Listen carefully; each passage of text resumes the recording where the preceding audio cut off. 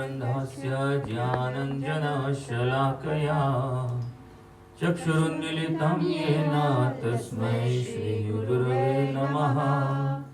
श्रीचैतन्यमनोभीष्टं स्थापितं येन भूतले स्वयं रूपकदा मह्यं ददाति स्वपदान्तिकम्। हे कृष्ण करुणा सिन्धु दीनबन्धो जगत्पते गोपेश गोपिका कांत राधा कांत नमोस्तुते। तप्त कांचन गौरांगी राधे वृंदावनेश्वरी वृषभानुसुते देवी प्रणमामि हरिप्रिये। वाञ्छकल्पतरुभ्यश्च कृपा सिन्धुभ्यैव च पतितानां पावनेभ्यो वैष्णवेभ्यो नमो नमः। जय श्री कृष्ण चैतन्य प्रभु नित्यानंद श्री अद्वैत गदाधर शिवासादि गौर भक्तवृंद। हरे कृष्णा कृष्णा कृष्णा हरे हरे, हरे राम राम राम हरे हरे। हरे कृष्णा कृष्णा कृष्णा हरे हरे, हरे राम राम राम हरे हरे। हरे कृष्णा कृष्णा कृष्णा हरे हरे, हरे राम राम हरे हरे।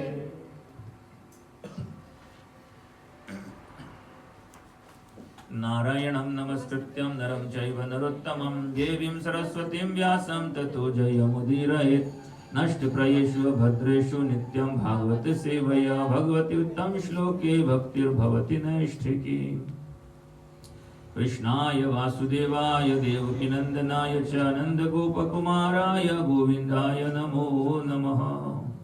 हरे कृष्णा बोलिए हरे कृष्णा हरे कृष्णा कृष्ण कृष्ण हरे हरे, हरे राम राम राम हरे हरे।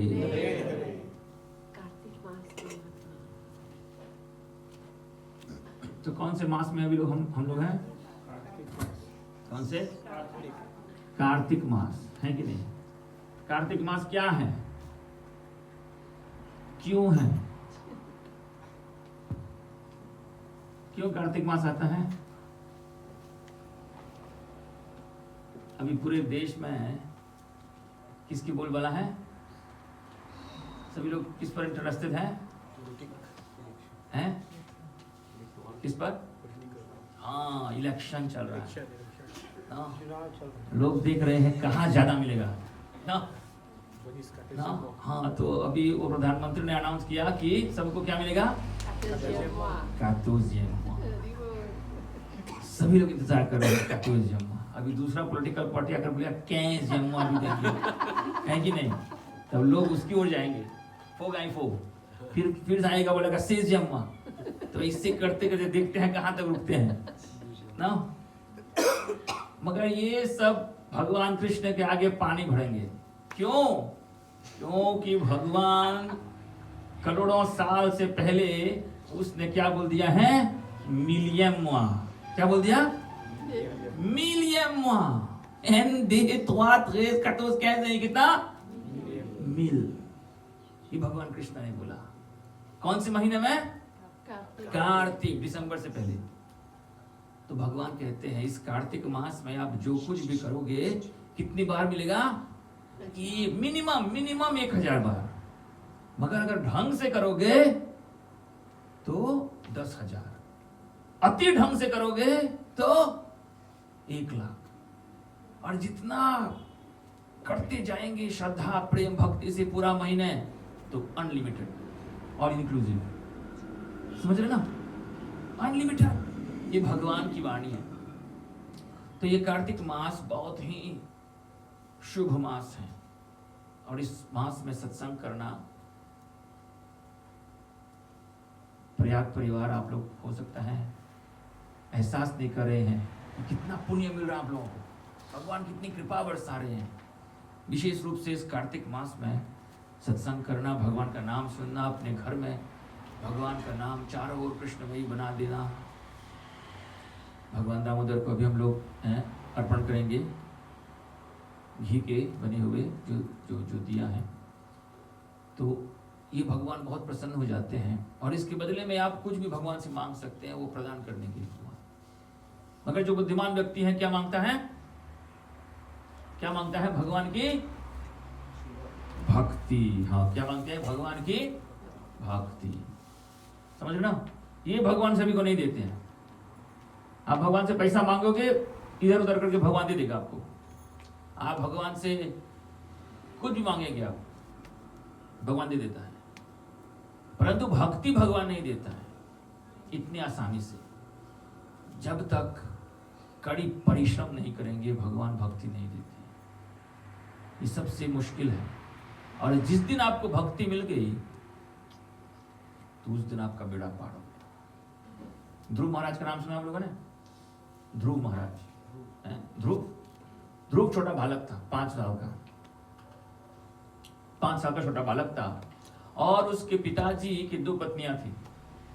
2 पत्नियां, एक पत्नी ध्रुव की माता जी और दूसरी पत्नी थी जो ज्यादा सुंदर थी ना, उसका भी एक दूसरा पुत्र था, ध्रुव का सौतेला भाई।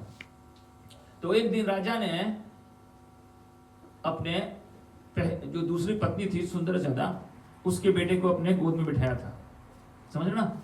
तो छोटा ध्रुव ने देखा, उसने देखा उसका पिताजी है, एक भाई को उसने एक जांग में बिठाया है। तो दौड़ते दौड़ते गया और दूसरे जांग में पिताजी के बैठ गए हैं।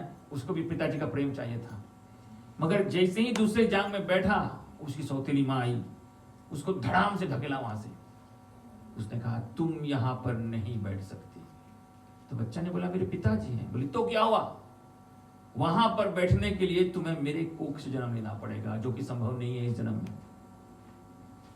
तो बच्चा को बहुत चोट आई, एकदम चोट आई। दौड़ते दौड़ते अपने माँ के पास गई। तो उसने अपने माँ से कहा कि देखिए माता जी, आप भी तो पत्नी हो राजा का, आप भी रानी हो, मैं भी आपका पुत्र हूं, क्यों मेरा हक नहीं बनता? मेरा हक बनता है बैठने को, जाकर बोलिए। परंतु उसकी माँ जो है ना, बहुत शांत रहती है, बहुत सुशील महिला होती है। उसने कहा क्या करे बेटा, ये हमारा तकदीर ऐसा है, हम लोग नहीं कर सकते। मगर वो बच्चा हट करता है, नहीं नहीं नहीं नहीं, तुम भी उसकी पत्नी हो, तुम भी महारानी हो, मुझे भी बैठना है, जाओ उसको मारो। और वो दूसरी पत्नी को जो दूसरी माँ है उसकी सौतेली माँ, जाओ उसको डांटो, उसने मुझे क्यों फेंका वहां से। परंतु उसकी माँ मजबूर है, क्योंकि राजा भी कुछ नहीं कहा। राजा तो उसका पिता है, कुछ बोलना चाहिए था, कुछ नहीं बोला उसने। तो उसने कहा अगर तुम्हारे पिताजी ने कुछ नहीं कहा तो मैं क्या बोल सकती हूँ। तो बच्चा इतना हट कर रहा था। तो उसकी माँ ने कहा यदि तुम वहां पर बैठना चाहते हो तो बेटा ने बोला मुझे अपने पिताजी से बहुत बड़ा महल चाहिए, मैं उससे बहुत बड़ा राजा बनना चाहता हूँ, मैं उससे धनवान बनना चाहता हूँ, कैसे बनूंगा? तो उसकी माँ कहते हैं जाओ तपस्या करो जंगल में और भगवान विष्णु को प्रसन्न करो।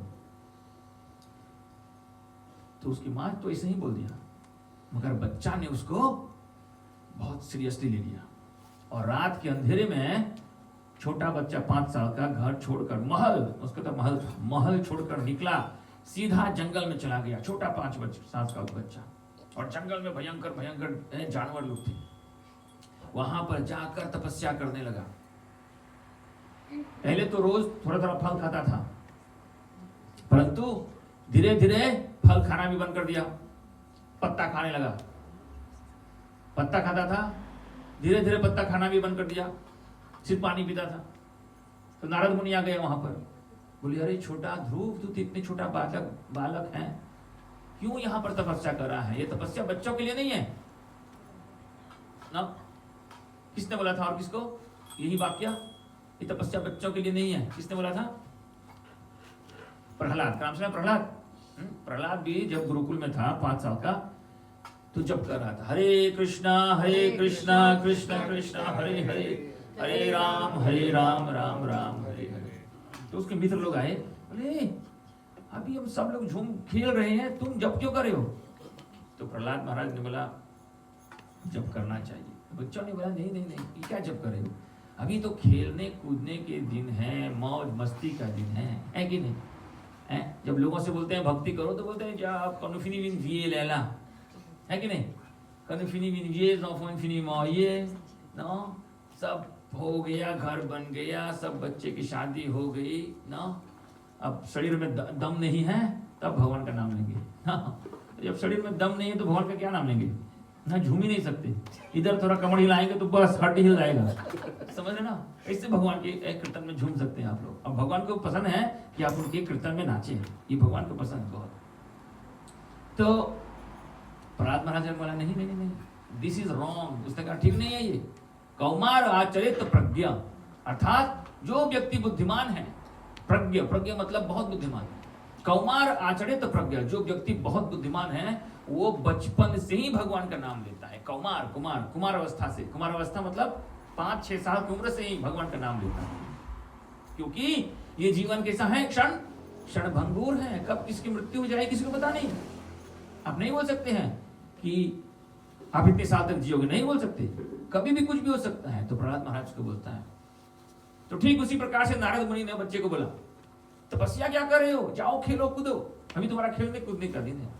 तो ध्रुव महाराज ने बोला नहीं नहीं नहीं, मैं खेलूंगा नहीं, मैं प्रण लेकर आया हूं, मैं भगवान को प्रसन्न करूंगा, भगवान विष्णु को, और मुझे राजपाट चाहिए, मैं राजा बनना चाहता हूं और अपने सौतेली माँ को दिखाऊंगा मैं उससे बड़ा, उससे धनवान हूं, और तब जाकर मैं अपने पिताजी के जांग में बैठूंगा, गोद में बैठूंगा। तो नारद मुनि देखा बच्चा बहुत ही सीरियस है, उसने कहा कोई बात नहीं, ठीक है। फिर नारद मुनि ने उसको समझाया कैसे तप करते हैं, और बस नारद मुनि ने उसको अपना शिष्य बना दिया और वहां से चला गया। तो नारद मुनि ने उसको मंत्र दिया जपने को, ओम नमो भगवते वासुदेवाय। तो वो जपता रहा, ओम नमो भगवते वासुदेवाय, जपते जपते जपते क्या किया, तो मैंने बोला था शुरू में तो फल खा रहा था, फिर फल भी छोड़ दिया, क्या खाने लगा, पत्ता खाने लगा, कच्चा पत्ता दिया। अब कच्चा पत्ता खाते खाते वो भी छोड़ दिया, अब सूखा पत्ता खाने लगा, सूखा पत्ता छोड़कर पानी पीने लगा, पानी छोड़कर अब केवल 2 दिन में पानी पीता था, फिर 4 दिन हो गया, और फिर बिल्कुल पानी बंद, फिर केवल हवा ले रहा था, और अंत में हवा लेना भी बंद कर दिया चुपचाप। और जब हवा लेना बंद कर दिया तो पूरे संसार तूफे होने लगा। केवल लिमोन नहीं, हमारा धरती नहीं, पूरा ब्रह्मांड, यूनिवर्स तूफे होने लगा। सभी वो स्वर्ग डगमगाने लगे। इंद्र जी के स्वर्ग में हवा नहीं मिल रहा है, बोला हो क्या रहा है। जब नीचे देखा तो उन्होंने देखा एक छोटा बालक तपस्या कर रहा है, बड़े कड़ी तपस्या कर रहा है, और वो भी एक पैर पर खड़ा होकर। तो सभी लोग भागते हुए गए भगवान विष्णु के पास, कहा देखिए कि बच्चा क्या कर रहा है। तो भगवान विष्णु ने कहा आप फिक्र मत करो, ये मेरा एक भक्त है जो मेरा नाम ले रहा है। उसने कहा तब मैं जाता हूँ, मैं उसकी तपस्या से बहुत प्रसन्न हूँ, मैं प्रकट होता हूँ। तब भगवान विष्णु प्रकट होते हैं ध्रुव महाराज के सामने। तो ध्रुव महाराज आंख बंद किए हुए हैं, पतला हो गया है, बहुत हड्डी हड्डी हो गया है, इतना तपस्या कर रहे हैं। तो भगवान विष्णु उसको देखते हैं और उसको आवाज देते हैं, ध्रुव आंखें खोलो। तो ध्रुव आंखें खोलता है, तो भगवान विष्णु का दर्शन करता है। जब भगवान विष्णु का दर्शन करता है, इतना सुंदर, इतना सुंदर, भगवान इतना सुंदर है आप सोच भी नहीं पाएंगे। मैं ये कथा सुन रहा था, एक स्वामी कथा बोल रहा था। हमारा अलग अलग प्लानिटरी सिस्टम है। कितना प्लानिटरी सिस्टम है? 7 प्लानिटरी सिस्टम ना। हम लोग कौन से प्लानिटरी सिस्टम है? भू। कहाँ है हम लोग? भू। भू मतलब धरती से ऊपर क्या है? आप लोग गायत्री मंत्र जानते हैं? बोलिए तो, ओम भूर भुवः स्वः मह जन तप सत्यम। तो ये सब हमारा प्लानिटरी सिस्टम है। हम लोग एक मंत्र में पूरा ज्योग्राफी बोल लेते हैं एक मंत्र में। तो भू भुव, तो भुव एक दूसरा प्लानिटरी सिस्टम है। उसमें वहां के स्त्री जब धरती के स्त्री को देखते हैं, बोलते हैं ये सुंदरता क्या है, बेकार है। वो लोग इतना सुंदर होते हैं। धरती की स्त्रियों से जो मिस यूनिवर्स हैं, उससे 1000 बार सुंदर भूवर लोग के स्त्री लोग हैं। भू भुव स्व। जब स्व लोग भूवर लोगों के स्त्री को देखते हैं, बोलते हैं भू बोलते ये सुंदरता है। सुंदर तो हम है, इतने सुंदर है वो। स्व, तो मह जब ऊपर जाते हैं तो वो लोग स्व को देखकर ऐसे करते हैं। तो ऐसे करते करते सब प्लानिटरी सिस्टम में ज्यादा से ज्यादा सुंदर सुंदर पुरुष पुरुष पुरुष स्त्री दोनों बहुत सुंदर है, एकदम सुंदर, हद से ज्यादा। अगर धरती के लोग उनको देखने लगे क्या करेंगे? चेहरे पर एसिड फेंक लेंगे, आत्महत्या कर लेंगे, इतना सुंदर है वो। अब सोचिए ऐसे, तब ऊपर है सबसे सत्य लोग। सत्य लोग मतलब ब्रह्मा जहां रहते हैं, और उससे ऊपर जब उठेंगे तब स्पिरिचुअल वर्ल्ड आएगा, आध्यात्म। ये सब मटेरियल वर्ल्ड है, ये सब नष्ट होगा। तो उसके ऊपर अब आध्यात्म वो जगत आता है, जहां भगवान कृष्णा सबसे ऊपर में है, गोलोक वृंदा। अब सोचिए ये प्लानिटरी सिस्टम में कितना ऊंचा है, और ये जो हमारा मटेरियल वर्ल्ड है वो ओनली 1/3 है, ओनली 1/3, और 2/3 स्पिरिचुअल वर्ल्ड है। तो भगवान कृष्ण सबसे ऊपर में रहता है। तो सोचिए भगवान कृष्ण कितना सुंदर है, 100% ब्यूटी। तो जब ध्रुव महाराज देखते हैं भगवान कृष्ण को तो मोहित हो जाते हैं। इतना सुंदर कभी देखा नहीं उसने, इतना सुंदर देखते रहता है भगवान को। भगवान बोलते हैं बोलो ध्रुव क्या चाहिए, तपस्या क्यों कर रहे हो? वो ध्रुव इतना तपस्या किया, कठोर तपस्या, हक्का बक्का रहेगा, भूल गया क्यों कर रहा था भूल गया, लेकिन क्यों कर रहे हो तपस्या? उस क्या कि भूल गया। आज एक बहुत बड़ा शुभ दिन है, पता है आप लोगों को? हाँ, आज the disappearance day of Jagat Guru शिला प्रभुपाद की हमारे जगत गुरु जिन्होंने हमको सिखाया किस प्रकार से दामोदर अष्टकम करते हैं, किस प्रकार ये कार्तिक मास का महत्व क्या है। मॉरिशस में कोई कार्तिक मास नहीं जानता था, ये जगत गुरु शिला प्रभुपाद हमको सिखाया पूरे संसार में किस प्रकार से कार्तिक मास, किस प्रकार से भगवान को दिया अर्पण करते हैं, दामोदर अष्टकम, ये सब विधि शिला प्रभुपाद को श्रेय, गुरु को श्रेय जाता है ना। तो एक बार प्रभुपाद एरोप्लेन से उतर रहे थे, तो जब भी स्वामी जो आते हैं, पता है आप लोगों को दिखाएं कि नहीं, कभी एयरपोर्ट गए होंगे, जब एक स्वामी आता है तो लगभग कम से कम 10-15 भक्त लोग आ जाते हैं वहीं पर, और पूरा एयरपोर्ट में हरिनाम होता है, जोर जोर से। देखा है कभी आप लोगों ने एयरपोर्ट में ऐसे होता है? नहीं देखा है? कभी देखना, पूरा एयरपोर्ट को बदल देते हैं। हाँ, चारों ओर हरिनाम होता है। और ये तो एक छोटा इधर उधर स्वामी, छोटा नहीं मतलब, परंतु जब प्रभुपाद आते थे तो 100-200 भक्त चले जाते थे, और इतने जोर जोर से कीर्तन होता था, पूरा एयरपोर्ट हिल जाता था। और मॉरिशस का नहीं, अमेरिका का, समझ रहे ना? तो एक भक्त, जवान भक्त ज्वाइन किया था, बहुत जवान सुंदर भक्त लड़का, वो प्रभुपाद को देखकर प्रभुपाद बोल रहा है, और प्रभुपाद के पीछे से एयर होस्टेस निकल रही है, एकदम सुंदर, टोपी, कॉस्ट्यूम। प्रभुपाद आंखों से होस्टेस को देखा, प्रभुपाद आगे जा रहा है, समझ ना? इसे करते करते वो होस्टेस खड़ी हो गई, वो दिख रहा है प्रभुपाद। तो प्रभुपाद सबको ये 10 मिलाते, अरे बोले ये भक्त देख आ रहा है। तो प्रभुपाद ने उसको देखा, तो वो तो होस्टेस को देख रहा है, समझ ना? तो प्रभुपाद ही शांत हो गया, और सभी भक्त लोग इधर उधर देख रहे थे। देखा प्रभुपाद क्या देख रहे हैं, तो सभी लोग उसी को देखने लगे, और वो बेचारा उसको पता ही नहीं, वो देख रहा है होस्टेस को। तब उसने बोला क्यों शांत हो गया? जब देखा तो देखा प्रभुपाद उसको देख रहा है, बेचारा शर्मा गया, है कि नहीं? प्रभुपाद ने कहा नहीं शर्मा हो मत। उसने कहा सुंदर है ना? तो बोले हाँ प्रभुपाद। तो बोले सोचो, अगर भगवान की रचयिता रचने वाला इतने सुंदर है, तो जिसकी रचना इतनी सुंदर, वो कितना सुंदर होगा। भगवान कृष्ण इतना सुंदर है, और जिस दिन उसने कहा तुम भगवान कृष्ण को अपने आंखों से देखने लगोगे, बाकी की सभी सुंदरता भूल जाओ, इतना सुंदर है भगवान। तो ध्रुव महाराज उसी प्रकार से जब भगवान को देखा तो सब कुछ भूल गया, शुद्ध बुद्ध खो बैठा, और बोल भी नहीं पा रहा है। तो भगवान अपना शंख लिया, उसके सर पर मारा, ऐसे जैसे मारा, पेशाक, SC, HSC, BA, MSc, PhD, पूरा सब का सब एजुकेशन उसके दिमाग में भर दिया भगवान ने, सीधा एक ही शंख से मारा। अब ध्रुव महाराज उसको देखकर वो तो संस्कृत में बोलने लगा, और ध्रुव महाराज संस्कृत में पता नहीं कितनी लंबा सा वो भगवान का आराधना के उसको ग्लोरीफाई करता है भगवान को अपने आप। जो भगवान ने उसको छुआ तो उसको बहुत एजुकेटेड हो गया। तो इस प्रकार से संस्कृत में भगवान को बहुत बहुत बहुत बहुत ग्लोरीफाई किया, हाँ आराधना किया भगवान का।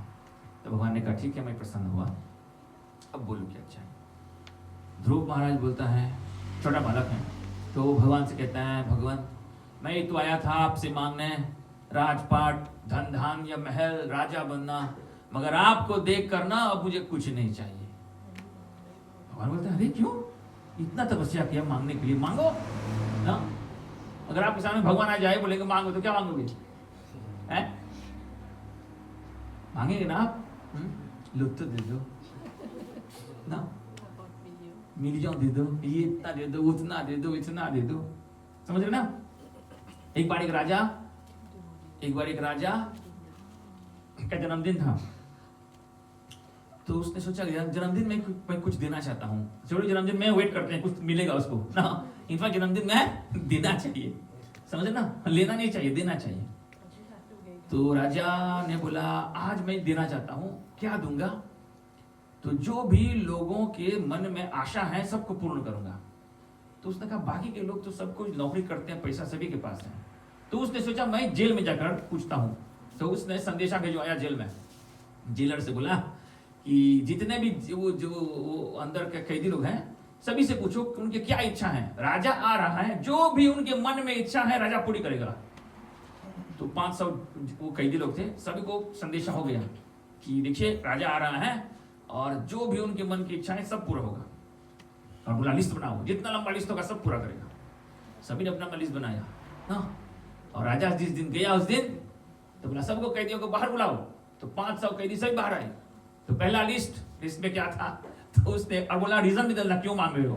तो एक ने बोला देखो जब से आता हूँ मेरे कमरे में बहुत खटमल है ना, बहुत खटमल खा रहे, तो मुझे अच्छा सा बेड चाहिए ना, और खटमल मारने की दवा ये सब चाहिए। तो राजा ने कहा अप्रूव। दूसरा ने बोला बहुत गर्मी है, हवा नहीं है, पंखा चाहिए, एसी चाहिए। राजा ने कहा अप्रूव।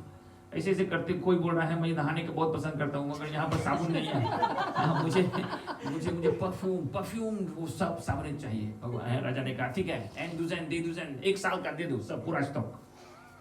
तो ऐसे ऐसे करते सभी लोग मांगते रहे, कोई इधर, कोई टीवी मांग रहा है, कोई कंप्यूटर मांग रहा है, कोई ये मांग रहा है, कोई ये मांग रहा है, मांगते मांगते मांगते और अंत में एक बच गया, वो कुछ मांगने नहीं आया। तो राजा ने बोला अरे तुम क्यों नहीं मांग रहे हो, आ जाओ इधर।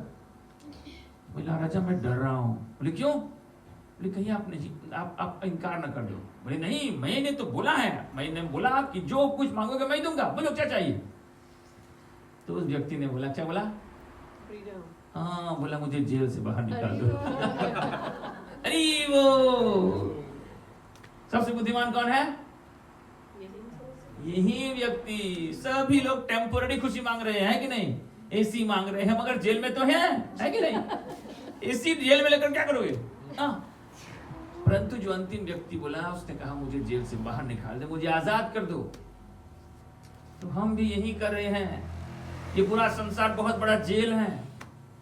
भगवान प्रकट होगा तो कार मांगेंगे, ये मांगेंगे, क्या करेंगे? जेल में रहेंगे। बुद्धिमान व्यक्ति वो है जो भगवान से बोलता है मुझे अपने साथ ले चलो, मुझे मुक्ति दो भगवान, मुझे अपने धाम लेकर चलो, मुझे यहाँ से लिबरेट करो, ये जन्म मृत्यु जरा व्याधि से बाहर निकालो। क्योंकि इस संसार में क्या है? 4 दुख। कौन सा दुख?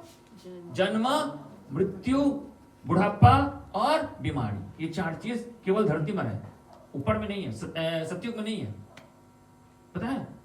सतयुग नहीं, स्वर्ग में नहीं है। और ऊपर से जितने भी पता है, स्वर्ग में टॉयलेट नहीं है। क्यों? टॉयलेट सिर्फ धरती पर है, और धरती के नीचे जितने भी प्लैनेट्स हैं ना, धरती के नीचे 7 प्लैनेटरी सिस्टम और है, और सबसे नीचे पाताल है। इन सब में महा टॉयलेट है। हाँ बड़े बड़े टॉयलेट है। और पाताल नीचे बहुत पाताल में लोग टॉयलेट ही में रहते हैं। हाँ चारों ओर गंदगी, उसी में लोग तैरते हैं, जाते हैं, चलते हैं। वो सबसे घिनौना वो प्लैनेट से। तो धरती से ऊपर टॉयलेट नहीं है। पता है क्यों? क्योंकि वहां पर लोग जितना कुछ खाते हैं वो गंदगी नहीं बनता है, वो सब क्या बनता है? उनके लहू बनता है, खून बनता है। नो वेस्ट एट ऑल, एक भी वेस्ट नहीं निकलता। उनका सिस्टम ही अलग है। ये सब शास्त्र में लिखा गया है। तो इस प्रकार से ध्रुव महाराज ने भगवान से कहा, मुझे नहीं चाहिए कुछ, मुझे अगर देना है तो मुझे अपनी असीम भक्ति दीजिए। तब भगवान विष्णु बहुत प्रसन्न हो गए, बहुत ही प्रसन्न हो गए। उसने कहा, छोटा बालक परंतु बुद्धिमान, बहुत बुद्धिमान। तो भगवान ने कहा, फिर भी मैं तुम्हें कुछ दूंगा। जब प्रेम से भगवान देता है तो ले लेना चाहिए। तो भगवान ने क्या दिया ध्रुव महाराज को? क्या दिया? एक प्लैनेट दिया उसको। उस प्लैनेट का नाम क्या है? ध्रुवलोक। ध्रुवलोक अंग्रेजी में नाम क्या है? The pole star. The pole star, the pole star ध्रुवलोक है। तो जब पूरे सृष्टि की नष्ट हो जाता है, ध्रुवलोक नहीं नष्ट होता है, वो रहता है ऊपर। पोल स्टार नहीं, उसका नष्ट नहीं नाशवान नहीं है। तो इस प्रकार से जब ध्रुव महाराज लौटे अपने घर, ये सब शक्ति लेकर, भगवान की भक्ति लेकर, तब उसने अपने पिता को क्षमा कर दिया, उसकी माँ को क्षमा किया, उसके बेटे को, उसके भाई को क्षमा कर दिया।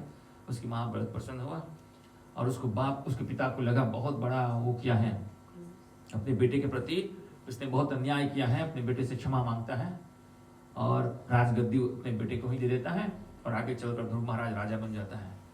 और इसी प्रकार से वो राज को चलाता है। और अंत में पता है क्या होता है? पता है? ध्रुव महाराज को एक विमान लेने आते हैं, उसको भगवान के धाम ले जाने के लिए। जब विमान आता है तो वो ध्रुव महाराज को कहता है कि चढ़ो विमान में ना। जब चढ़ने को बोलता है तो वो विमान इतना ऊंचा होता है, ध्रुव महाराज अपना पैर उठा नहीं सकता। एंड पेगम ओके। तो पता है कौन वहां पर वो पेगम बनने आता है? किसको पता है वो पेगम कौन बनने आता है? Any idea? हनुमान नहीं।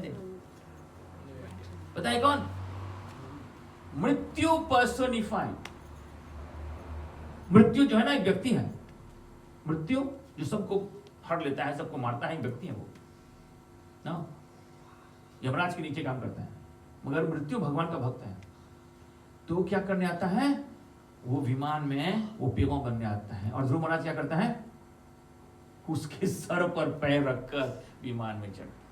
हरि बोल। जब भगवान के भक्त बनेंगे तो मृत्यु से भी ऊपर चले जाएंगे। तो ये है ध्रुव महाराज की कथा। और ये सब कब हुआ था? कौन सी मास में? कार्तिक मास।